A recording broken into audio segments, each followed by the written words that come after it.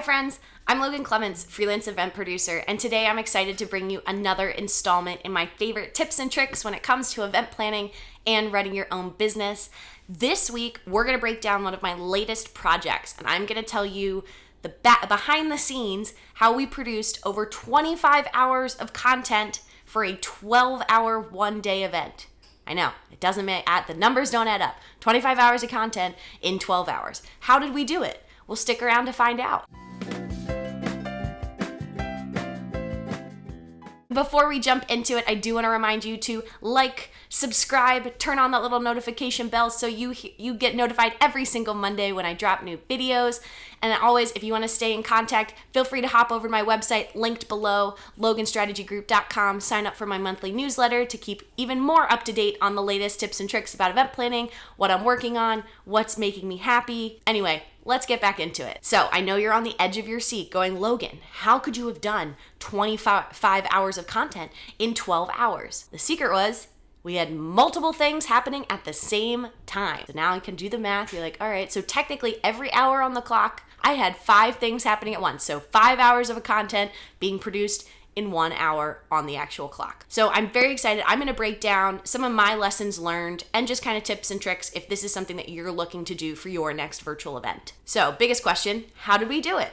25 hours of content in 12 hours, multiple things happening at once. Your first question might be, Logan, did you clone yourself? Was there multiple yous? Well, I wish. I'm telling you, if cloning existed and I could clone myself and have myself doubled for events, that would be amazing.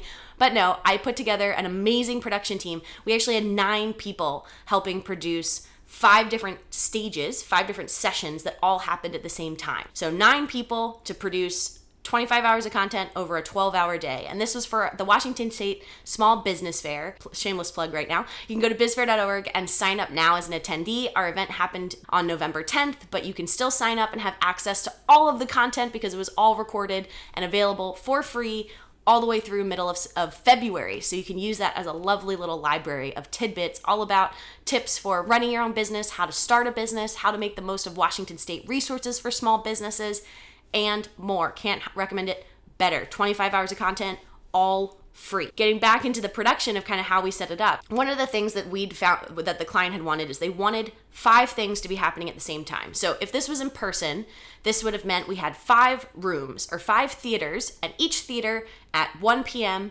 had something happening. So there was a session happening in 5 different theaters at the same time. In the virtual world, it's the same thing, except instead of theaters, we have different website pages or different links that we're having people go to. And so one of my first inklings was when we were setting this up is you never would have something happening without a production person there. So we had 9 people to run the whole thing for us. We had many of us were wearing multiple hats. So I would say the minimum you could have done it was with 9 people. Probably do it with more if you have more resources. But we had 9. Internally, we called them stages. So we had stage A, B, C, D, and E. It just helped us keep things straight. Stages B, C, D, and E each had one producer.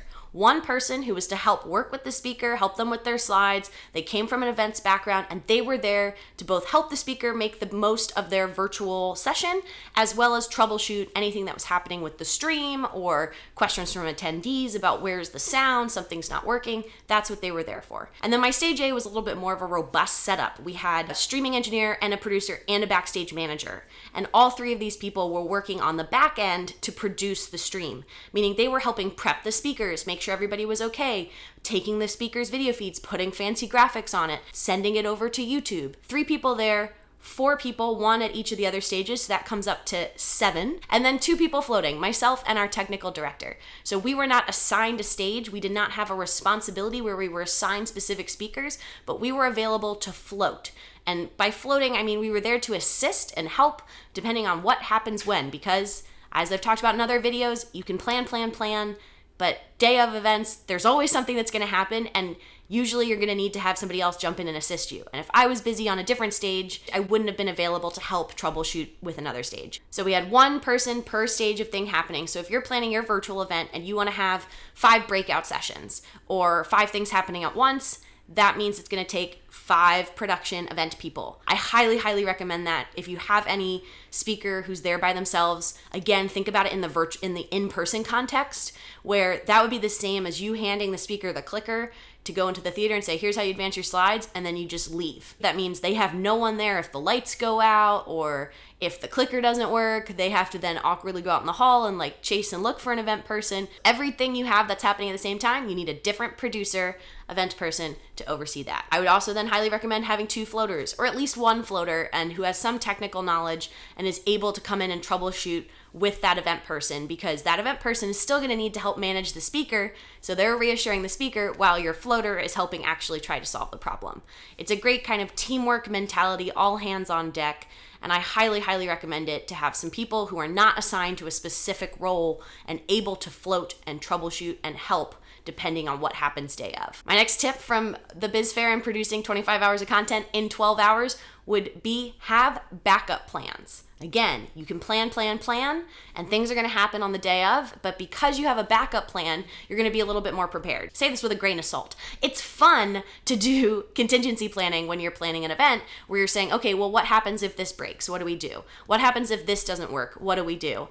It's fun to do that, and it's helpful. Sometimes it's anxiety riding when you realize that there are these risks that come in, but it does set you up for day of event scenarios where things could happen and you have a backup. So for example, one of our sessions, our producer was inputting the streaming information to say, hey Zoom, here's where we want to go on YouTube to this specific link, and it wasn't working. Luckily, we'd also set up a backup Zoom account. So we had an additional, I had 1 Zoom account per stage, so 5 accounts, and then we'd had a 6th account as our backup, just in case we needed it. And turns out, day of, we needed it. So I was able to jump in really quickly to that backup Zoom account, input the streaming information, boom, it worked, and we were up with only a minor delay on the programming. Just have backup plans, have contingency plans, have a couple things there that if X doesn't work, what are we going to do? And if you think through some of these scenarios ahead of time, you're gonna be that much more prepared in the moment when some of those things happen. And my last and final takeaway from producing 25 hours of content in 12 hours for an event day is test, and test some more. In coding, there are certain things that happen where if one thing changes, it can somehow break something completely unrelated, but because somehow on the back end in the code, it's all connected. Virtual events are very similar to that, where there are a lot of different elements, and the way I've told people to envision it, it's like a tunnel. So you're in the Lincoln Tunnel going to New York City. You're in the tunnel, and because we're using so many things that were not built necessarily for virtual events to produce a virtual event, it's really hard to say, oh, it was exactly this part of the tunnel. So example of how we produced this one. We had speakers in their houses who were then on Zoom. From Zoom, we were then pulling their video feeds and putting it through OBS, a broadcasting software. From there, we were then pushing it to YouTube, and it was from YouTube, we were embedding that into Event Power, which was the front end website we were using. So Event Power is where our attendees were.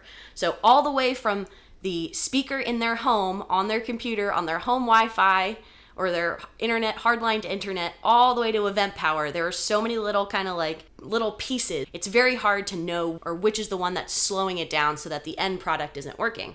And so you really need to test all of these pieces and then test them again. And I found certain things like they worked on my computer and they didn't work on one of my colleagues' computers. I'm not trying to scare anyone, but I would say if you have time and you have runway ahead of your project, test all the elements of what you want to do. Test exactly what you want to do. So say you want to go live on YouTube or stream from Zoom, test going live just to make sure that when you hit that button, it is going where you think it's going. Those were my 3 key takeaways from producing this year's Washington State Small Business Fair. Again, I would go over to bizfair.org, sign up as an attendee. It's free. You get access to all of these videos that I'm talking about and my my snazzy catchphrase of 25 hours of content in 12 hours. It was produced by an amazing group of 9 virtual event production people. A lot of them are amazing in-person event people who have quickly made that jump into the virtual world, and I was so honored to get to bring them in on my team and had so much fun getting to work with all of them.